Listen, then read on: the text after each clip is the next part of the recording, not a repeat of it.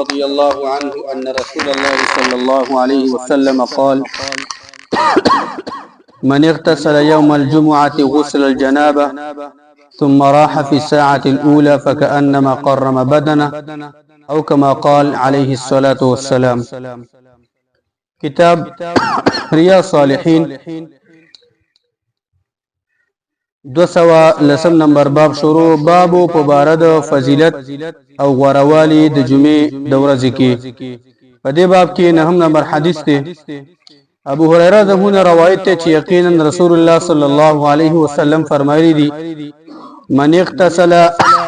یوم الجمعه غسل الجنابه، چا چې د جمعې په ورځ باندې د جنابت په شان غسل وکړو، ویلم بل لمبای وکړه او ټول بدن وینځو لکه سړی چې د جنابت نه لامبي. ثم راح في الساعه الاولى، بیا دا کس د دغه لمبل نه پس په اولنی ساعت کې جمعه ته لاړ شي، مسجد ته لاړ شي اولنی وخت کې د جمعې په ورځ باندې، فكأنما قرم بدنه، دې سړي ته الله تعالی دومره اجر ورکړي. فكأنما قرم بدنه، لکه گویا کې دی چې د الله په لار کې یو اوخ صدقه کړی دی.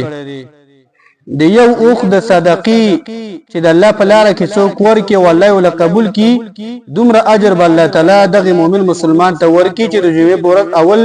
ساعت او په اول وخت کې جمعه ته راشي. ومن راح في الساعه الثانيه، سوچ په دویم وخت کې جمعه ته لاړو، فكأنما قرم بدنا فكأنما قرم بقره، دې ته الله د دومره صدقې اجر ورکي گویا کې دې د الله په لار کې یو غوا د الله په لار کې صدقه کړې ده او الله ول قبول کړې ده. ومن راح في الساعه الثالثه، او سوچ په دریم وخت لاړو، فكأنما قرب كبشا اقرا، گویا کې دې د الله په لار کې یو کرور او هغه ګډ د الله په لار کې صدقه کړې ده. کرور سره د الله پیغمبر ویل دی هغه ګډ خيسته او مزیدار معلومیږي چې داغه کرونه دومره اجر به الله ورکړي لکه د الله په لار کې چې کرور ګډ هغه صدقه کړي په دریم وخت کې څوک لاړو. ومن راح في الساعه الرابعه، او سوچ په څلورم وخت کې او ساعت کې لاړو، فكأنما قرب دجاجه، الله به دومره اجر دغه مؤمن مسلمان ته ورکړي گویا کې دې د الله په لار کې یو چرګه د الله په لار کې صدقه کړې ده. ومن راح في الساعه الخامسه، او سوچ په پنځم وخت کې لاړو، فكأنما قرب بيضه، گویا کې دې د الله په لار کې یو انډا یو هګۍ دا صدقه کړې ده او الله ول قبول کړې ده. فاذا خرج الامام، کله چې امام مولوی صاحب هغه راوځي کور نه راشي راوځي او دغه شانته منبر ته وخی جو خطبه شروع کوي، وحضرت الملائکه، ملائکه راشي حاضر شي، یستمعون الذکر، هغه به دغه د مولوی صاحب خطبه ته وګ دی او رجستر کوم دی هغه دغه شانته بند کی چې د خلکو نمونه به لیکل. نو په دې روایت کې فائدہ دار چې د جمعې په ورځ جمعه ته وختي راتلل دا لازم دی، دا پکار دی او سړی به ډیر زیات کوشش وکړي چې د جمعې په ډیر وختي جمعه ته راشي. او دا کم وختونه چې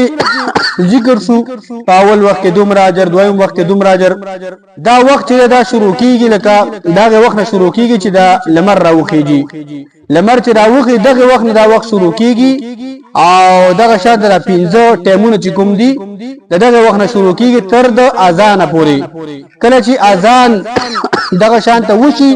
او د اذان نه بعد مولوی صاحب خطبه شروع کی، دغه وخت پورې د 15 ټیمونه 15 وختونه دغه ټول وخت مابین د دې کې چې د 15 برخو باندې تقسیم دي. اول دغه دې څنګه چې دغه شانته اول سره کې څوک راغی مګر د پاره وښو، دویم نمبر څوک راغی دغه د پاره دغه شان دومره صدقه شو لکه هغه چې الله په لار کې غوا ورکړي. نه دا د اشخاص پورې مرتبط نه دی، بلکې دا تعلق ساتي دغه لمر دراختون نواله تر د مؤذن د اذان کول پورې چې دا مؤذن چې اذان وکي دغه ټیمه پر دغه شان دراسي دغه وخت په 15 دغه اذان مې تقسیم دي. او دایمه فائدہ به کېدار چې په لمبلو باندې الحث على اغتسال الجمعه د جمعې پورې لازم دي دغه شان ته پکار دي او ډیر زیات دغه شان ته احتیاط او پکار چې هغه سره غسل وکړي یعنی هغه ډیر زیات یعنی یو بے باکه انسان چې جمعې په منغه غسل نه کوي نو کارو ته متوجي نه د بدن وختان ته متوجي نه خپل صفای ته متوجي نه او خپل جامع ته متوجي نه دا ډیر زیات بے باکه انساني دا به انسان چې ځامه د انسانانو کې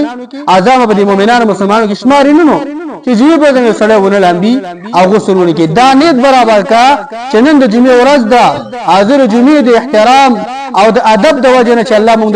ته یو جمعګي اختر را کړی دی او فضیلت دی وایي الله تعالی د نور وختونو ډیر زیات ور کړی دی مؤمنان مسلمانانو سټونه الله تعالی په د ور نه آزادۍ ګناهونه ته معاف کوي درجه په اوچتيږي دعاګانې به قبليږي نو په کاردار چې په جمعه کې بزما د بدن باندې بواسه زما بدن مم صفاشي اواز په کې دا شانته هغه په د پاسه شي دا بل حديث لسم نمبر وعنه ان رسول الله صلى الله عليه وسلم ذكر يوم الجمعه دا د ابو هريره روایت ته چې یقینا رسول الله صلی الله علیه وسلم وې د جمعې د ورځې تذکره وکړه چې دا شی عظیم ورځ ده او ناشنا ورځ ده فقال نفسویل فيها ساعه د دې جمعې په ورځ کې یو ټیم دی یو وخت دی لا يوافقها عبد مسلم یو مسلمان بنده دغه وخت او ساعت سره موافقت او برابرواله نه مونږ کوي او هو قائم او دا ولادي يصلي چې دعاګانې کوي يسأل الله تعالى يسأل الله شيئا ودا الله نه یو شی غواړي دغه قائم مراد یعنی دا چې المواظبه والملازمه معنی دا چې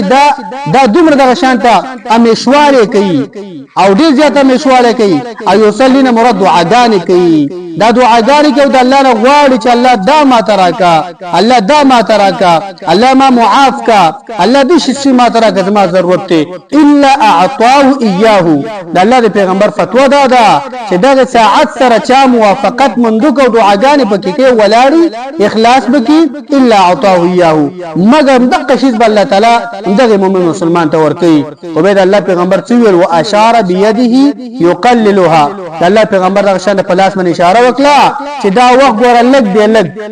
ډیر لګ ټیم دی او دغه ټیم پسې تلاش کوي خلک د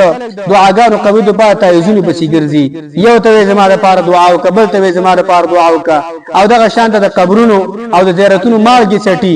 نو دغه شان د په زورونو باندې روپۍ تعویز ګورو او دمګورو یو بل ورکی چې زما دا حاجت پوره شو زما دا بچي جوړ شي او مصیبتونه می اوچت شي هم دا حدیث واره دماغ ته کته او د جمعې پر باندې کوشش وکړه چې دغه ټیم تلاش وکړي مختلف اقوال ټیم کم یو ټیم دی خراجي قول د حدیث مطابق هغه دوی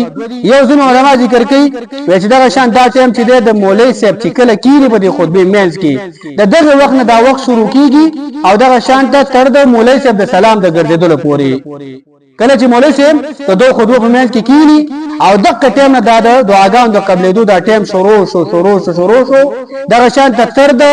امام د مانځنه د دوه رکعات مونږ دې کوم دی د سلام د ګرځیدلو پورې دغه ټیم کې چې کومه دعا تا وکړه او رسول حدیث باندې مایرش دغه ټیم کې دا دعا کوي اره دعا چې وکړه خود ګناه والا دعا نه سر رحمت کټ کې دعا نه او مستحيل دعا نه ناممکنه دعا دي چې نه نو دا دعا ان شاء الله قبليږي او دویم قول علما ذکر کوي چې دا ټیم چې د مازیګر د مانځنه بعد تر د ماقام د لمر د پریوتلو په دا ټیم د دعا د قبلېدو دی په دې کې چې هر دعا ته کې استا حاجت وي استا ضرورت وي د الله نه وغواړه او دا